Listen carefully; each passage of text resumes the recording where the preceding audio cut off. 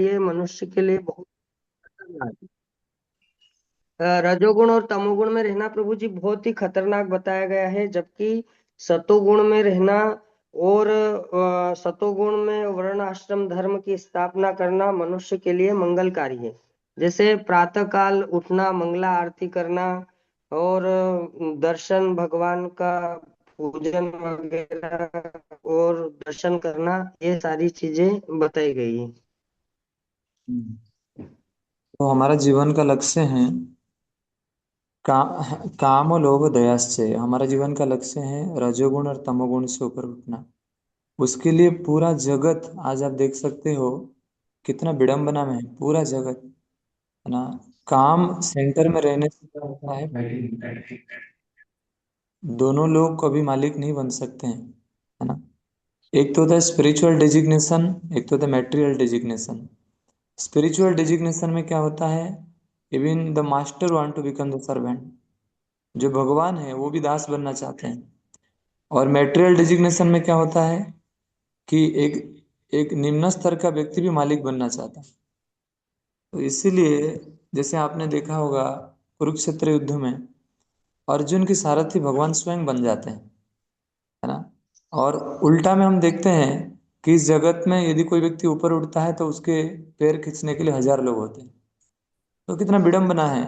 इसीलिए वैसा एक स्थान चाहिए जहाँ पे हर एक व्यक्ति दूसरों को आगे बढ़ाने के लिए हमेशा प्रस्तुत रहे।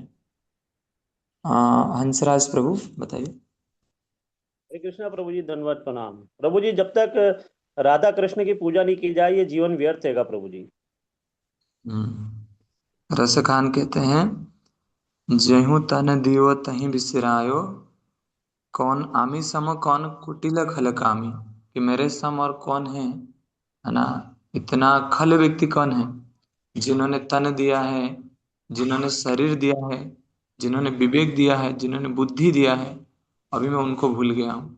नरोत्तम दास ठाकुर कहते हैं कि मनुष्य जन्म पाया राधा कृष्ण ना भजिया, जानिया सुनिया विश्व खाई। क्योंकि मेरा पूरा जीवन नष्ट हो गया, मैं मनुष्य जीवन पा के राधा कृष्ण का भजन नहीं किया। ऑब्वियसली वो भजन नहीं किया ऐसा नहीं है, वो तो पूरा पूरा लाभ उठाए उसका, वरना हमको सिखाने के लिए उन्होंने से बोल रहे हैं। विपिन प्रभु बताइए। हरे कृष्णा प्रभु जी, दंडोत प्रणाम। प्रभु जी, जैसे इसमें सबसे स्टार्टिंग में ही लिखा हुआ था सर, हम सभी दास हैं। हम लोग दास भाव में होना चाहिए। और ये जो स्वामी है वो केवल कृष्ण ही है। दूसरा पॉइंट तो प्रभु इसमें ब्रह्मा और शिव भी वो नारायण के समकक्ष नहीं है। एक ये पॉइंट भी था इसमें, मतलब जो भगवान का जो स्थान है, इवन उसमें ये भी बताया है कि जो बलदेव हैं, बलदेव भी अ, उनके समकक्ष नहीं, अधीन ही है। मतलब भगवान जो है वो सुप्रीम पर्सनालिटी है। एक ये बताया था। और प्रभु जी एक भागवतम का है कि भागवतम पर हम लोग जैसे विचार विमर्श करेंगे तो हम लोग रजोगुण से का दमन कर पाएंगे और हम सत्वगुण में आ पाएंगे। अगर हम जो भागवतम रीडिंग करते हैं इसके बारे में अगर भक्त हम आपस में चर्चा करेंगे तो हम लोग रीडिंग भी कर, मतलब हम लोग अ, इस पे तमोगुण एक्चुअली, से सत्वगुण में हम आ पाएंगे। हाँ तो हरे एक्चुअली वही डिस्कशन है कि एक बार जब हम भगवान कृष्ण के भक्त बनते हैं तो ये सारा डाउट से हमको ऊपर उठना चाहिए। इवन नारायण भी भगवान कृष्ण के समकक्ष से नहीं है। तो ऐसा कैसे, भगवान नारायण तो स्वयं कृष्ण है, परंतु कैसे कृष्ण के समकक्ष से नहीं है। तो उसका एग्जाम्पल दिया जाता है, हाँ, अकिंचन वगैरह। तो जैसे एग्जाम्पल दिया जाता है, जब रासलीला हो रहा था तो भगवान कृष्ण गोपियों से दूर हो गए। तो गोपियां एक दूसरे दूसरे से बात करके ना भगवान कृष्ण को, हाँ, भगवान कृष्ण को ढूंढना चाह रहे हैं। और भगवान कृष्ण उस समय में नारायण के रूप में है ना। और नारायण के रूप में है, गोपियां कहते हैं कृष्ण कहाँ है। तो कितना सरल है देखिए। आप भक्तों को शिव जी के मंदिर के सामने खड़ा कर दो, वो शिव जी से भगवान कृष्ण की प्रार्थना करते हैं। आप भक्तों को गणेश जी का मंदिर के सामने खड़ा कर दो, वो बोलते हैं कि, है ना, आप यदि भगवान गणेश हो तो प्लीज मुझे भगवान कृष्ण की सेवा में लगाइए। आप को हरिद्वार ले जाओ, वो हरिद्वार जाकर हरि के लिए प्रार्थना करेंगे। जहां नेत्र पड़े तहां कृष्ण झुरे। भक्त का ये स्वभाव है जहां पे उनके नेत्र जाता है वहां कृष्ण को स्मरण करते हैं, है ना। तो इसीलिए हमेशा, और वहां पे आपने देखा होगा कि सारे गोपियां नारायण को पूछते हैं कि कृष्ण कहाँ है। और फिर नारायण कहते हैं, नारायण तो कुछ बोल नहीं पाते, तो फिर कृष्ण को बोलते हैं नहीं नहीं नहीं, आप तो आपसे हम कुछ मतलब उनसे आकर्षित ही नहीं होते गोपियां। फिर राधारानी जब आती है, राधारानी देखती है अरे अरे यही कृष्ण है। नाटक करके नारायण होके खड़े हैं। तो उसी प्रकार हमारे जीवन में भी भगवान टेस्ट लेते हैं। जब हम आगे बढ़ते हैं भक्ति में, भगवान अलग अलग रूप से हमको टेस्ट लेते हैं। कई बार हमारी व्रत, तपस्या, पिछले जो अभ्यास था, कई बार वो व्रत हमारे सामने आता है। वो माताएं लोग कई बार कर लेती है व्रत वगैरह, तो उनको ज्यादा पता है कि व्रत आती है। फिर पूछते हैं प्रभु जी इस डेट में हमको व्रत करना चाहिए क्या। तो जो भी हो, तो ऑब्वियसली करना चाहिए, मैं नहीं बोल रहा नहीं करना चाहिए, परंतु लक्ष्य अभी कृष्ण है ना। गोपियां भी कात्यायनी व्रत करती थी, परंतु क्या मांगती थी माँ दुर्गा से कि, है ना, यदि आप प्रसन्न हो तो आप मुझे हमको कृष्ण की संग दीजिए, कृष्ण को पति के रूप में दीजिए। तो ये भक्त का स्वभाव है कि हमेशा कृष्ण का स्मरण हो, हमेशा कृष्ण की भक्ति के लिए मांग हो, हमेशा कृष्ण को हृदय में धारण करने के लिए लाल वासना हो, या फिर अभिलाषा हो। लास्ट रेखा वर्मा माता जी बताइए। हरे कृष्णा प्रभु जी। प्रभु जी, इसमें सबसे पहली लाइन थी ना, जबकि ब्रह्मा ने जब देखा कि काल, स्वभाव, संस्कार, काम, कर्म सब अपनी स्वतंत्रता खोकर पूर्ण रूप से सिर्फ अपनी मतलब भगवान की शक्ति के अधीन होकर उनके लिए काम मतलब उनके वश में है, उनकी पूजा कर रहे थे। तो हर चीज जो है वो भगवान के नियंत्रण में है, चाहे वो कुछ भी हो। हम सब भगवान के अंश है, बिना भगवान की कृपा के या कुछ भी हम कुछ भी प्राप्त नहीं कर सकते। तो हम पूर्णतः उन्हीं के कंट्रोल में हैं। और अगर हम श्रीमद् भागवत को के ऊपर विचार विमर्श करें तथा उसका श्रवण करें, तो हम बहुत तेजी से रजो और तमोगुणों से बाहर आ सकते हैं।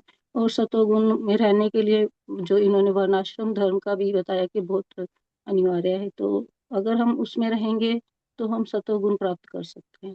और सतोगुण प्राप्त होगा तो हम शुद्ध और स्वच्छ रहेंगे, पूर्ण रूप से नियमों का पालन भी करेंगे।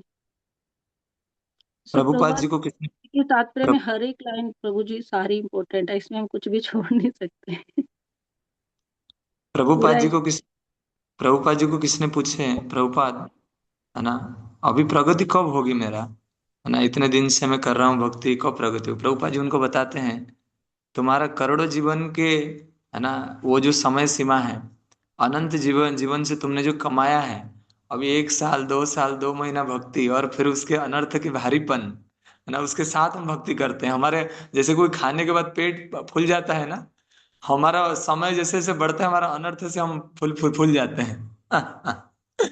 तो काल में लेक्चर सुन रहा था, एक लेक्चर, वहां पे बोला जाता है कि गुरु कृष्ण का कृपा कितना, मतलब हम लोग समझ नहीं पाते हैं कई बार, परंतु गुरु कृष्ण कितने हमको प्रेम करते हैं। देखिए, एक माँ उसके बच्चा को जो मेला में लेके जाता है या फिर कहीं प्रोग्राम में लेके जाते हैं, तो बच्चा को देख के बहुत लोग प्रेम करना चाहते हैं, कितना छोटा दिखता है और बहुत सुंदर दिखता है ना। परंतु वही बच्चा घर में जब टट्टी करता है तो माँ उसको साफ करती है। उसके पहले माँ का ये गुण को कोई नहीं देखता कि अच्छा इतने सुंदर से उन्होंने जितने सफाई किया बच्चा को, अभी बच्चा सुंदर लगने लगा है ना। अभी हम लोग इतने अनर्थ से पूरे थे करोड़ों जीवन से, है ना, उसके उसके सामने हमारी 1 2 साल की भक्ति नगण्य है। और गुरु कृष्ण क्या करते हैं, वो अनर्थ को पोछा लगाते हैं। और जैसे ही वो अनर्थ को पोछा लगाते हैं, हम सामने आते हैं, हमारा तिलक दिखता है ना, हमारा कंठी दिखता है, हमारा ड्रेस कोड दिखता है, हम मंदिर में उपस्थित होकर मंगला आरती में नाचते हैं, भक्त लोग कहते हैं कितने सुंदर हैं। फिर यदि वो सुंदरता से कोई व्यक्ति हमारा गुरु को स्मरण कर ले, तो हमारी सुंदरता सार्थक हो जाती है। इसीलिए कोई शिष्य जब उसके गुरु के नाम से परिचित होता है, तो उस शिष्य का सार्थकता तब पूरा होता है। जब भक्ति सिद्धांत सरस्वती को बोला जाता था कि आप इतने महान हैं, इतने कम समय में आपने कितना बड़ा अचीवमेंट किया, तो बोलते हैं मैं मेरे गुरु के मल के कीड़ा के बराबर भी नहीं हूँ। आप इमेजिन करके देखिए। और यहाँ तक बोलते थे वो, यदि मैं गुरु के, मेरे गौरव किशोर दास बाबा जी महाराज के शरण कमल का एक धूली को मैं ला के पूरा दुनिया को फेंक दूं, वो पूरा दुनिया के जितने लोग हैं सब इस जगत से मुक्त हो जाएंगे। कितना विश्वास है ना हमारा। आज भक्ति जो, तो थोड़ा सा भक्ति हमने अचीव किया है ना, वो भक्ति सिर्फ और सिर्फ गुरु और कृष्ण की कृपा से है। जैसे ही हम इसको भूल जाते हैं, जैसे ही हम इसको विस्मरण हो जाता है ये चीज, हमारा जीवन यद्दिनम दुर्दिनम मन्ये मेघाच्छन्नं न दुर्दिनम यद्दिनम कृष्ण सम्मड़प कथा पीयूष वर्जितम। ये वो दिन दुर्दिन नहीं है जो दिन पूरा बादलों से घेरा हुआ आकाश गरजता है। वो दिन दुर्दिन है जो दिन हम गुरु कृष्ण को भूल जाते हैं, भागवत को भूल जाते हैं। तो इसीलिए हमको स्मरण रखना चाहिए, कुछ भी हमारा नहीं है ना। प्रभुपाद जी, प्रभुकाल में लेक्चर सुन रहा था, जस्ट ये गुरु की बात आ रहा है, कर्म की बात आ रहा है, जस्ट मैं बता रहा हूँ। तो प्रभुपाद जी कलकत्ता गए थे। हाँ, जब वृंदावन में रहे तो 13 साल वृंदावन में रहे, बहुत मेहनत किया। जब अमेरिका गए तो खाने के लिए कुछ नहीं था, लेफ्ट राइट जाने के लिए कुछ नहीं था, साधन नहीं था, कम्युनिकेशन करने के लिए कुछ नहीं था। इतने सब कुछ होने के बाद जो प्रभुपाद जी को सक्सेस मिलता है, सारे विदेशियों को लेके जो प्रभुपाद अमेरिका से मायापुर आते हैं, the same Mayapur boy came to Mayapur with so many young devotees of America, है ना। इतने सारे डिवोटीज को लेके जब वो अमेरिका से भारत आते हैं और मायापुर आते हैं और मायापुर में मंदिर बना देते हैं, तो सारे लोग प्रभुपाद जी को कहते हैं जय प्रभुपाद, जय प्रभुपाद, जय प्रभुपाद। प्रभुपाद कहते हैं no no no no, this is not my glory, it is all credit goes to my guru Maharaj, है ना। उनका इच्छा था कि चैतन्य महाप्रभु की वाणी पूरा दुनिया में प्रचार हो। इसीलिए हम देखते हैं जो सच में, और वो कहते हैं, प्रभुपाद उनको कह रहे थे उस समय में कि मेरे गुरुदेव ने आप सबको भेजे हैं ये चैतन्य महाप्रभु की सेवा करने के लिए। कितना, और प्रभुपाद जी ये भी कहते थे कि आप मेरे शिष्य नहीं हो, आप मेरे गुरु हो, क्योंकि आपको मेरे गुरु नहीं भेजे मेरे पास। तो हमेशा ये शुद्ध सिद्धांतों को जब हम स्मरण रखेंगे, तो हमेशा हमारे भक्ति जीवन में हमको आगे बढ़ने के लिए उत्साह मिलेगा। यदि हम गुरु को विस्मरण कर देते हैं तो पूरा चीज हमारा हाथ से निकल जाता है। इवन जब युधिष्ठिर महाराज को नारद मुनि पूछते हैं ना, वो जो राजस्व यज्ञ में जो वार्ता हो रहा था, युधिष्ठिर महाराज नारद मुनि से पूछते हैं कि प्रहलाद का भक्ति को देखिए कितना सुंदर है, नरसिंह देव आए कृपा किए, और प्रहलाद महाराज की भक्ति से तो पूरा दुनिया प्रभावित हो गया, मेरा क्या, है ना, इतने अनर्थ से मैं भरा हुआ हूँ। तो नारद मुनि कहते हैं नहीं नहीं नहीं नहीं, सिर्फ गुरु की कृपा से ही सारा अनर्थ का विकार नष्ट हो सकता है। तो इसीलिए हमारा पूरा जीवन गुरु का केंद्र में रहे, हमारा पूरा जीवन प्रभुपाद के लिए ललायित हो। हम लोग पढ़ते हैं, सब कुछ करते हैं, पर प्रभुपाद जी का इच्छा था हम लोग इसको व्यवहारिक जीवन में उतारें। जैसे रेखा वर्मा माता जी बोल रहे थे, सुबह उठने का प्रॉमिस करें। कभी सुबह 4 बजने के बाद यदि प्रभुपाद ने अमेरिका में ठंड में, इतने ठंडे में उठे, तो हम कैसे सो सकते हैं। यदि प्रभुपाद ने रात को 12 बजने के बाद भी सो के 4 बजे उठे, तो हम कैसे सो सकते हैं। तो that is the mood of a, ना we are the child of a lion, ना हम शेर के बच्चे हैं। तो अभी भेड़ कैसे बन गए तो हमको उस प्रकार से सोचना है कि हम शेर के बच्चे हैं, हमको शेर की तरह दहाड़ना चाहिए। अभी हम कैसे भीड़ में, भेड़ियों के बीच में रह के, अनर्थों के बीच में रह के हम गुरु को भूल गए, प्रभुपा जी को भूल गए, इसीलिए अनर्थ हावी हो गए, इसीलिए हम अनर्थ से फूल फूले गए। इसलिए हमको प्रभुपाद जी का और प्रभुपाद जी का ग्लोरीज को बारंबार स्मरण करना चाहिए। इसलिए प्रभुपाद की जय। सत्य सत्य ज्ञान अनंत, सत्य ज्ञान अनंत आनंद, मात्र एक समूर्तय, अस्पृष्ट भूरि महात्मा, अपि ही उपनिषम दृश्याम। मंजू माता जी पढ़ी अनुवाद, अनम्यूट करके पढ़ी। हरे कृष्ण प्रभु जी, दंडित प्रणाम। हरे कृष्ण। वह वे समस्त विष्णु समस्त मूर्तियां शाश्वत असीम स्वरूप वाली, ज्ञान तथा आनंद से पूर्ण एवं काल के प्रभाव से परे थी। उपनिषदों के अध्ययन में रत ज्ञान जन भी उनकी महित महिमा का स्पर्श तक नहीं कर सकते थे। हरे कृष्ण प्रभु जी।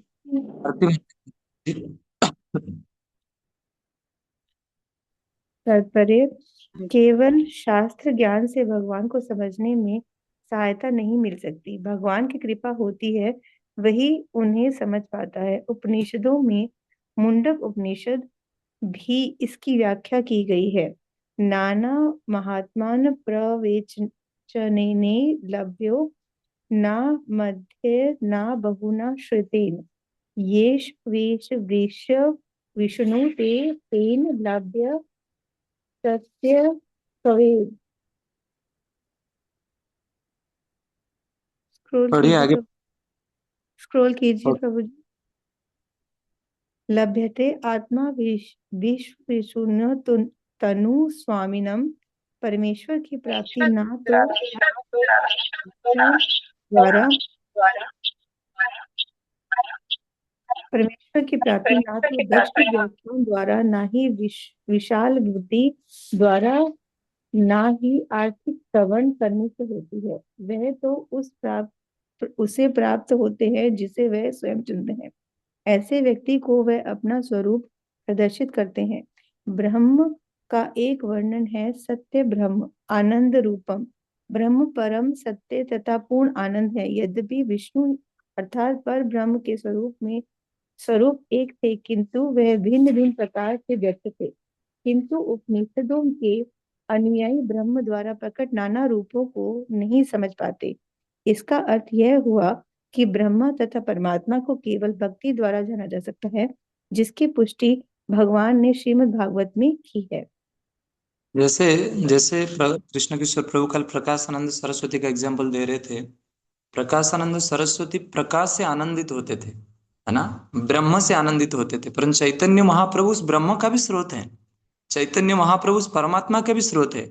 जैसे प्रकाशानंद सरस्वती चैतन्य महाप्रभु के संपर्क में आते हैं, उनका प्रकाश कहाँ चला जाता है और चैतन्य महाप्रभु का कृपा उनके पर बरसता है। उस प्रकार से भगवान ब्रह्म का स्रोत है। आरती माता जी पढ़िए, आरती माहेश्वरी माता जी। जी। श्रीमद् भागवतम, जिसकी पुष्टि श्री भगवान ने श्रीमद् भागवतम में की है। भक्त्या हमें कया ग्राहा। ब्रह्म के दिव्य स्वरूप की स्थापना हेतु श्री विश्वनाथ चक्रवर्ती ठाकुर शास्त्रों से विविध उद्धरण देते हैं। श्वेताश्वर उपनिषद में सर्वोपरि को आदित्य वर्णम तमसः परस्तात् के रूप में वर्णित किया गया है। वे जिनका स्वरूप सूर्य के समान ज्योतिमान तथा आनंद के अंधकार से परे है। आनंद मात्रम अजरम पुराणमेकम संतम बहुधा दृश्यमानम। परम पूर्ण आनंदमय है, उनमें दुख का लेश मात्र नहीं है। वे सबसे पुराने होकर भी कभी बूढ़े नहीं होते और एक होते हुए भी अनेक रूपों में अनुभव किए जाते हैं। सर्वे नित्या शाश्वताश्च देहास तस्य परात्मानः। उन परम पुरुष ने के सभी रूप शाश्वत है। महावराह पुराण। परम पुरुष का रूप हाथ पांव आदि से युक्त होता है, लेकिन उनके हाथ पांव भौतिक नहीं है। भक्तगण जानते हैं कि ब्रह्म अथवा श्री कृष्ण का स्वरूप रंच भर भी भौतिक नहीं होता। प्रत्युत ब्रह्म दिव्य स्वरूप वाले हैं और जब कोई व्यक्ति भक्ति पूर्वक उसमें लीन होता है तभी वह उन्हें समझ सकता है। प्रेमांजन छुरित भक्ति विलोचनेन। किंतु मायावादी इस दिव्य रूप को नहीं समझ सकते, क्योंकि वे इसे भौतिक मानते हैं। पूर्ण पुरुषोत्तम भगवान का जो भक्ति है उसको सिर्फ भक्त ही समझ सकते हैं। इवन देखिए प्रकाशानंद सरस्वती कितना बड़ा पंडित है ना, इतने बड़े पंडित होने के बाद भी भगवान की भक्ति का रंच मात्र को समझ नहीं पाए। आप केशव भारती का बात करिए, केशव भारती को स्मरण करिए। पूरा दुनिया को जिन्होंने हरा दिया उनके पांडित्य के द्वारा, वो चैतन्य महाप्रभु की कृपा से परास्त हो गए। तो उस प्रकार से हम देख सकते हैं कि हम कितने भी ज्ञानी हो, हम कितने भी इंटेलिजेंट हो, परंतु यदि हमारे अंदर है ना गुरु और कृष्ण के प्रति रंच मात्र भी भक्ति नहीं है ना, तो फिर कृष्ण की कृपा प्राप्त होना बहुत मुश्किल है। और कृष्ण की कृपा उन्हीं को प्राप्त होता है जिनका अंदर गुरु और कृष्ण के प्रति प्रेम हो, है ना। वो शंकराचार्य कहते हैं षडंगादि वेदो मुखे शास्त्र विद्या कविच्चादि गद्यम सुपद्यम करोति गुरुरांघ्रि पद में मनस्य न लग्नम ततः किम ततः किम ततः किम ततः किम। यदि मुख में सारे वेद का सार हो, यदि कविता लिखने में आप पटु हो गया एक व्यक्ति, यदि पूरा पोएट्री लिखने में पटु हो गया, शास्त्र का सारा सार उसको पता चल गया, परंतु क्या वो बोला जाए गुरु के चरण कमल में भी रति नहीं है, तो फिर क्या लाभ है सारे शास्त्रों को मुंह में रखने का, क्या लाभ है पूरा पंडित अर्जन करने का। इसीलिए हमेशा बारंबार खुद को पूछना चाहिए कि कृष्ण और गुरु मेरे पर प्रसन्न है क्या। अच्छा, कृष्ण प्रसन्न नहीं है तो कोई दिक्कत नहीं, गुरु प्रसन्न है क्या। शास्त्र यहां तक कहते हैं कि कृष्ण प्रसन्न नहीं है चलेगा, गुरु प्रसन्न है तो। यदि गुरु प्रसन्न है तो कृष्ण को प्रसन्न होना बाध्य हो कि प्रसन्न होना पड़ेगा। यदि गुरु प्रसन्न नहीं है, यस्य प्रसादात भगवत प्रसादो यस्य अप्रसादान नगति कुतोपि। यदि जिनके प्रसाद जो यदि कोई व्यक्ति गुरु का प्रसाद प्राप्त करता है उसको कृष्ण मिल जाते हैं। जैसे चैतन्य महाप्रभु के गुरु का नाम है ईश्वरपुरी, ईश्वरपुरी का गुरु का नाम है माधवेंद्रपुरी। माधवेंद्रपुरी का दो शिष्य थे, एक है रामचंद्रपुरी, एक है ईश्वरपुरी।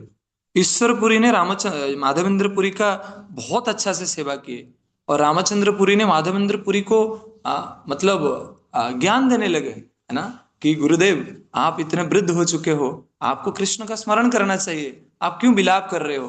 गुरुदेव बोलते हैं, अरे मूर्ख, तुमको कभी कृष्ण का स्मरण नहीं होगा।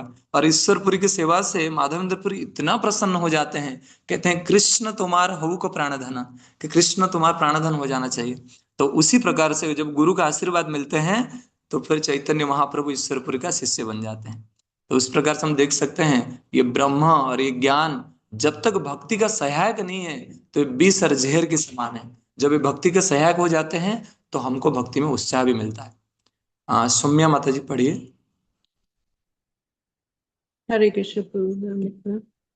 भगवान के साकार दिव्य रूप इतने महान है कि उपनिषदों के निर्विशेष अनुयायी उन्हें समझने के लिए ज्ञान के उस पद तक पहुंच नहीं सकते। विशेष रूप से भगवान के दिव्य उन निर्विशेषवादियों की पहुंच के परे होते हैं, जो उपनिषदों के अध्ययन के द्वारा इतना ही समझ पाते हैं कि परम ब्रह्म पदार्थ नहीं है और वह सीमित शक्ति द्वारा बंधा नहीं है। यद्यपि कृष्ण का दर्शन उपनिषदों के माध्यम से नहीं ही किया जा सकता, किंतु कहीं कहीं ऐसा कहा गया है कि इस विधि ही से वस्तुतः कृष्ण को जाना जा सकता है। औपनिषदम पुरुषम, वह उपनिषदों के द्वारा जाना जाता है। इसका अर्थ यह हुआ कि वैदिक ज्ञान से शुद्ध होने पर मनुष्य को भक्ति के ज्ञान में प्रविष्ट होने दिया जाता है। मद भक्तिम लभते पराम तदच्छदाना मुनयो ज्ञान वैराग्य युक्तया पश्यन्त्यात्मनि चात्मानं भक्तया श्रुतग्रहीत्या।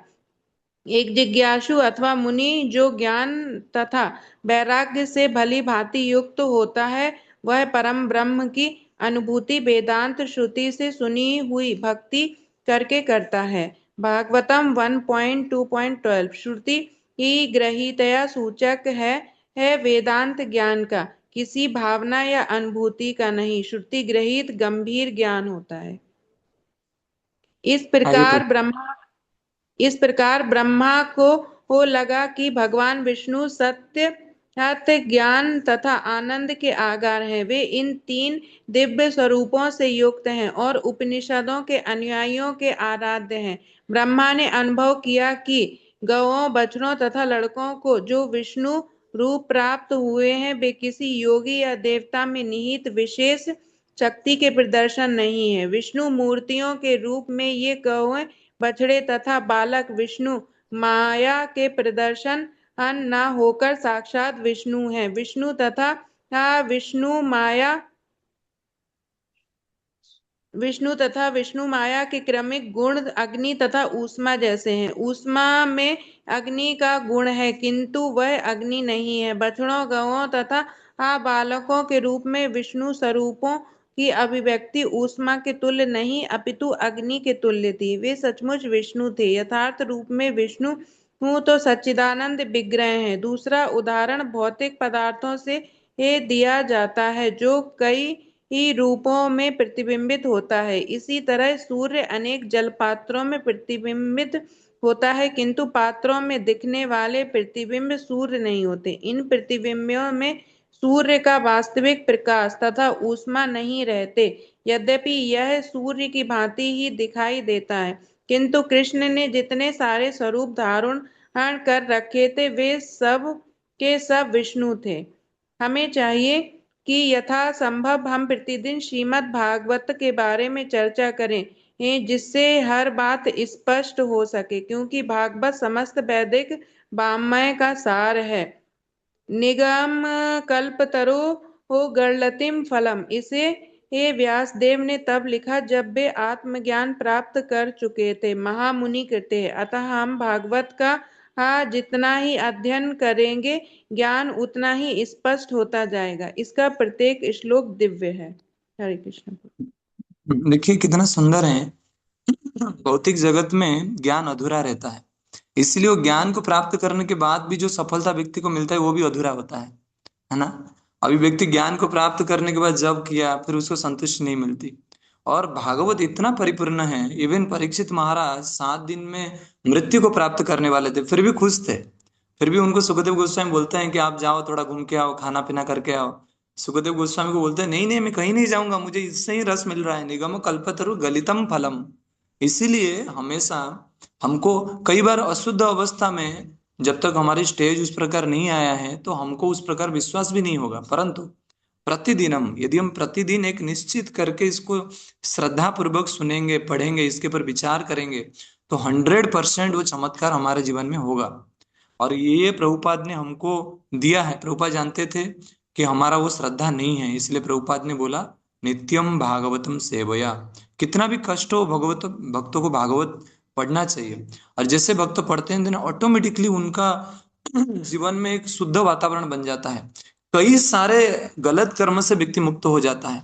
नहीं तो व्यक्ति को उसका मन ही इतना भटकाता है। यदि मैं कल किससे चर्चा कर रहा था, जैसे कोई बंदर को सुरापान कर देने के बाद, बंदर तो वैसे भी ना कैसे रहता है ना, बहुत बहुत चंचल रहता है, और उसी बंदर को मदिरा पिला दो, फिर मदिरा पिलाने के बाद उसके डायग्राम बनाओ कैसे नाच रहा है।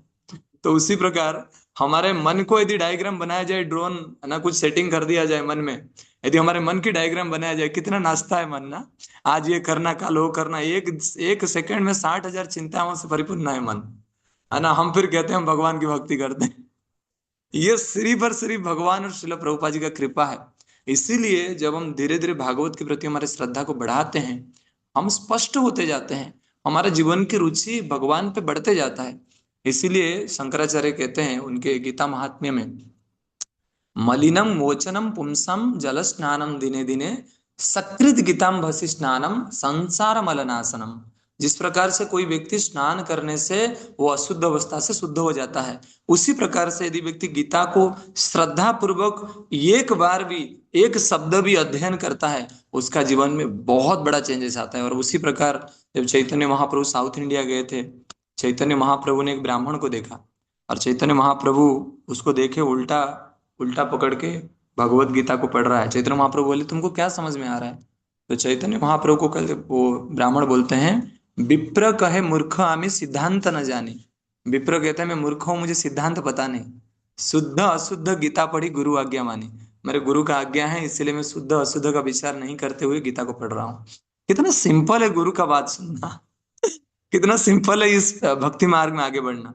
पर जैसे हम हमारे मन को आगे लाते हैं, जैसे हम हमारी तपस्या को आगे लाते हैं, जैसे हमारे व्रत को आगे लाते हैं, तो फिर वो भक्ति भगवत भक्ति हीनस्य जाति शास्त्र जप तप अप्राण शैव देहस्य मंडनम लोकरंजनम। जिस प्रकार से कोई मरा हुआ व्यक्ति को जितना भी फूलमाला पहनाओ, वो और सुंदर नहीं बन सकता। यदि वो मिस वर्ल्ड भी हो तब भी वो बात करे, वो तब भी वो सुंदर हो, अभी नहीं लगेगा, कोई मंत्री उसको देखने वाले नहीं है यार। उसी प्रकार से यदि भक्ति ना हो एक जीवन में ना, तो उसको कोई पसंद नहीं करते। आज बड़े बड़े लोग देखिए, कितने बड़े बड़े लोग कितना कमा के बैठे हैं। आज दुनिया में सारा लक्ष्मी 20% लोग के पास है, अमीर अमीर होता जा रहा है, गरीब गरीब होता जा रहा है ना। तो हम देख रहे हैं पूरा संसार का गति किस दिशा पे आगे बढ़ रहा है, और वहीं पे लोग का आशा सिर्फ और सिर्फ भक्त है। जी कहते थे devotee are hope for the society. जो भक्त हैं वो एकमात्र आशा है ये पूरा जगत के लिए, क्योंकि भक्त के ऊपर ही आज विश्वास किया जा सकता है। कल एक भक्त मुझे बोल रहे थे कि आगे आने वाले समय में रोबोट सिस्टम आएगा, तो लोग इतने इनसिक्योर फील करेंगे खुद के हार्ट में, तो लोग मतलब दूसरे को विश्वास नहीं करेंगे, रोबोट में विश्वास करेंगे। अच्छा फिर क्या होगा, शादी भी लोग नहीं करेंगे, रोबोट से शादी करेंगे। तो फिर बच्चे कैसे होंगे ना, वो एक छोटे रोबोट को लाएंगे, बोलेंगे मम्मी पापा, तो रोबोट बोलेगा सुखम ऐत्यांतिकम, सुख खत्म ही हो जाएगा, रोबोट से व्यक्ति सुख। कल मैं घर गया था तो वहां पे बोल रहे थे कि एक हिमाचल प्रदेश में एक वो गए थे टूर में, तो एक होटल में क्या हो रहा था, एक ही मैनेजर है और 2-4 कुक है, वेटर भी रोबोट है, वो खाना बिल लाने वाले रोबोट है, प्रसाद फिर वहां पे प्रसाद थाली में देने वाले रोबोट है। तो पहले तो, अभी तो रोबोट बाद में आने वाला है, हमारे मन भी तो रोबोट है। इतने जीवन से हमारे मन रोबोट बन गया है, इतने अनर्थ से भरा हुआ है। अब ये जी गुरु कुछ बोलते हैं, हम मुश्किल होता है सुनना, मुश्किल होता है श्रवण करना। इसलिए टेक द प्रोमिस, है ना। प्रभुपाद जी ने श्रील भक्ति सिद्धांत सरस्वती स्वामी ठाकुर ने अनेक शिष्य बनाए, उनमें से एक शिष्य का नाम था श्रील भक्ति प्रमोद पुरी महाराज, मैंने पहले ही बताया था, अभी भी थोड़ा उसको रिपीट कर रहा हूँ। तो जैसे भक्ति प्रमोद पुरी महाराज, वो पूरा सबसे ज्यादा उम्र जिए ये जगत में, 102 साल। जब उनका उम्र 99 था तो 21 साल की उम्र में उन्होंने भक्ति सिद्धांत सरस्वती स्वामी ठाकुर से मिले, है ना। तब तब जब उनका उम्र 99 था तो जगन्नाथपुरी में उनका व्यास पूजा सेलिब्रेशन हुआ, जन्मदिन सेलिब्रेशन हुआ। सारा भक्त लोग बाहर से आए थे, तो उनको बहुत प्रशंसा किए कि आप इतने इतने फेमस हो, आप इतने सब कुछ किए हैं श्रील भक्ति सिद्धांत सरस्वती स्वामी ठाकुर के लिए। तो वो रोने लगे बहुत जोर से। वो कहते हैं, आमी तो प्रभुपादर कुकुरेरो कुकुरेरो कुकुर, कि मैं तो भक्ति सिद्धांत सरस्वती स्वामी ठाकुर का कुत्ता की कुत्ते की कुत्ते की कुत्ते की कुत्ता ही हूँ। और ये बोल के रोने लगे कि कोई गांव में जो कोई स्टैचू होता है ना राजनेताओं का, तो जब उनकी जन्मदिन आता है तो उनको फूल माला पहनाया जाता है। तो वो फूल माला जो पहनाया जाता है उन स्टैचू में, तो वो स्टैचू के नीचे कोई कुत्ता सोया हुआ रहता है। उस कुत्ता को जब सुबह उठ के देखता है कुत्ता, तो उसके ऊपर भी 2-3 फूल गिर के पड़ा है। तो क्यों गिर के पड़ा है? क्योंकि कुत्ता उस स्टैचू के नीचे सोया था। उसी प्रकार मेरे स्वामी और मेरे सब कुछ, मेरे प्राण है श्रील भक्ति सिद्धांत सरस्वती, और जो कि मैं उनके उनके दास हूँ, उनके लिए कुछ करने का प्रयास कर रहा हूँ, तो कुछ फूल मेरे ऊपर भी गिर पड़ता है। तो उसी प्रकार से हम लोग प्रयास कर रहे हैं इस अध्ययन को जारी रखने के लिए। हम अध्ययन हमारे लिए नहीं कर रहे हैं, श्रील प्रभुपाद जी बोले हैं इस अध्ययन हमको करना है, तो इसीलिए हम कर रहे हैं। तो थैंक यू वेरी मच। किसका कोई प्रश्न है? पिछले कर्म को लेके भगवान विष्णु, छोटी झा माता जी। यस माता जी। हरे कृष्ण प्रभु जी, धन्यवाद प्रणाम प्रभु जी। यहाँ पे हमको गुरु के लिए क्वेश्चन है प्रभु जी। क्या होता है कई बार गुरु की मतलब सोचते हैं गुरु ये बात बोले हैं सुबह उठने के लिए, तो जैसे कोशिश भी करते हैं फिर से गिर जाते हैं प्रभु जी, और वो गिरते हैं तो फिर से उठ ही नहीं पाते हैं। तो प्रभु जी थोड़ा सा गाइड कर सकते हैं? हरे कृष्ण। प्रभुपाद बोलते हैं ना, मन की बात एक बार सुनने से मन 10 जगह बना लेता है। आपको पता है, एक बार मन की बात सुनोगे ना, मन 10 जगह बना लेता है। एक बार एक जगह आपने दे दिया उसको, फिर वो 10 जगह बना लेता है। तो गुरु महाराज एग्जाम्पल देते हैं, जैसे मुस्लिम्स जब इंडिया को अटैक किए ना, तो राजाओं के बीच में उन्होंने फाइटिंग करा दिया। तो एक राजाओं के बीच में फाइटिंग हुआ तो दूसरे राजा परास्त हो गए, ऐसे करके पूरा देश को पराधीन कर दिया। उसी प्रकार हमारे मन, हमारे एक इंद्रियों को पहले चमकाते हैं, थोड़ा सो जाओ ना प्लीज। फिर हम सो गए, हमारा मन परास्त, हम मन जीत गया, हम परास्त हो गए। तो उसी प्रकार से पूरा इंद्रिय मन के बस में आ जाते हैं। इसीलिए एक बार प्रतिज्ञा को रखना चाहिए, है ना। मान लीजिए आपका माला हुआ नहीं, सुबह उठ नहीं पाए, तो तुरंत उठने का और सारा काम छोड़ के माला करने का। देन आपको फिर साहस बढ़ेगा, वो मन में फिर उत्साह बढ़ेगा। जब तक कोई व्यक्ति पनिशमेंट नहीं लेता है ना प्रभु माता जी, तब उसके जीवन में समस्या आना स्टार्ट हो जाता है। आप देखिए, आज एक व्यक्ति 1 लाख रुपया कमाता है, उसके बॉस को डर रहा है कि दो दो दिन के बाद मुझे निकाल देगा। परंतु यहाँ पे उसको डर नहीं है कृष्ण की भक्ति से, उसको डर नहीं है यदि कृष्ण ये जीवन में नहीं मिलेंगे तो, उसको डर नहीं है यदि गुरु की कृपा नहीं मिलेगी तो। ये तो समझने की बात है ना। कल हम अद्वैत आचार्य पर और मैं डिस्कशन कर रहे थे, जस्ट मैं आप सबको शेयर कर रहा हूँ। हम बोल रहे थे, अरे प्रभु आज हम किसको बोलते हैं छोड़ने के लिए, थोड़ा मंदिर आने के लिए लोग नहीं आ पाते हैं, तो हम कैसे घर छोड़ दिए। मैं वो डिस्कशन थोड़ा कर रहे थे कि हम मतलब घर छोड़ना हमको ऐसा लगा कि कल मतलब कितना आश्चर्य काम हमने कर दिया करके। Actually really it is very difficult in कलयुग कि इतना बड़ा कुछ करना। पर साथ में हमको ध्यान रखना चाहिए, हम लोग यहाँ पे गुरु के लिए कुछ करने आए हैं। और प्रोमिस किसका प्रोमिस रहता है? जो डिटर्मिनेशन लेके थोड़ा एक दिन प्रयास करता है, दूसरे दिन फिर मन वीक हो जाता है, प्रोमिस शक्तिशाली हो जाता है। तो इसीलिए हमको प्रयास करना चाहिए कि हमारा प्रोमिस कैसे हम रख पाए। और मैं लास्ट चीज बता रहा हूँ, सारे भक्त यहाँ पे हैं। प्रभुपाद जी को एक व्यक्ति आके बोलते हैं, प्रभुपाद 8 साल पहले मेरे भक्ति बहुत अच्छा चल रहा था, अभी बहुत डिफिकल्ट हो रहा है सुबह उठने में, अभी बहुत डिफिकल्ट हो रहा है मंदिर जाने में। प्रभुपाद बोलते हैं, if you cannot keep your promise then you are not a human being. कितना प्रभुपाद जी का एक्सपेक्टेशन था, देखिए, है ना। यदि आप उस इच्छा को, उस प्रोमिस को पूरा नहीं कर पा रहे हो, तो आप मनुष्य नहीं हो। तो प्रभुपाद जी को यदि आप स्मरण करोगे ना, तो कभी ऐसा नहीं होगा माता जी। और हमारा इस्कॉन का स्टैंडर्ड इतना हाई है ना, मैं क्या बोलूं करके। मैं कई बार गौरवगंज से महाराज के बारे में स्मरण करता हूँ, भक्ति तीर्थ महाराज के बारे में स्मरण करता हूँ, तो मैं खुद को याद दिलाता हूँ उन्होंने कितना हाई स्टैंडर्ड सेट किया हमारे जीवन के लिए। हम लोग तो 1% भी कुछ नहीं कर पाते हैं, उनका पैर भी नहीं था, पैर कट गया, फिर भी वो मंगल आरती उठ के भक्ति कर रहे हैं। तो इसीलिए बड़े बड़े संत महाजन को स्मरण करके हमारी भक्ति को और सरल हम कर सकते। सौम्या माता जी। हरे कृष्णा प्रभु जी, धन्यवाद प्रणाम। प्रभु जी, इसके तात्पर्य में जो एक ये चीज थी, जैसे परमेश्वर की प्राप्ति मतलब व्याख्याओं, विशाल बुद्धि से और अधिक श्रवण से प्राप्त नहीं होती है, तो बाकी सारी चीजों तो ठीक है, तो मतलब वैसे भगवान की कृपा से तो प्राप्त नहीं होती, लेकिन जब हम भगवान के बारे में अधिक श्रवण करते हैं तो मतलब उससे भी नहीं होता क्या? श्रवण करने से तो बोलते हैं। एक्चुअली श्रवण दो प्रकार के होता है माता। देखो यहाँ पे अभी लगभग 220 भक्त हैं, तो श्रवण की कैटेगरी भी अलग अलग होता है ना। बहु जन्म करी यदि श्रवण कीर्तन तबु ना पाइब कृष्ण पदे प्रेम धन। यदि बहु जीवन हम श्रवण करते हैं और वो श्रवण में श्रद्धा नहीं है तो फिर कृष्ण नहीं मिलेंगे, और यदि श्रवण में श्रद्धा है तो 1 सेकंड में कृष्ण मिलेंगे। तो उस प्रकार से बोला गया है। प्रभुपाद जी बोलते हैं वो श्रवण में किसका रुचि है। कोई व्यक्ति श्रवण ही श्रवण करता है परंतु गुरु का आज्ञा को फॉलो नहीं करता ना। 3 प्रकार के स्टूडेंट होते हैं। एक स्टूडेंट उसमें ऐसे होते हैं जो श्रवण भी करते हैं और फॉलो भी करते हैं। श्रील प्रभुपाद जी ने श्रवण में भी टफ थे और फॉलो करने में भी टफ थे। तो उस प्रकार से आप देख सकते हैं जो लोग श्रवण करते हैं और फॉलो नहीं करते, जैसे बहुत भागवत कथा होता है बाहर, है ना। भागवत कथाकार भी बोलते हैं देखो भगवान को मानना चाहिए, और भागवत कथाकार बाहर जाके कुछ ना कुछ सुनते रहते हैं और पीते रहते हैं, और जो श्रवण करते हैं वो भी भागवत कथा होने के बाद वो भी कुछ ना कुछ पीते रहते हैं। तो दोनों का ही लॉस हो रहा है। तो उस प्रकार श्रवण की यहाँ पे बताया जा रहा है माता जी। थैंक यू माता जी। मनोज कुमार साहू माता जी।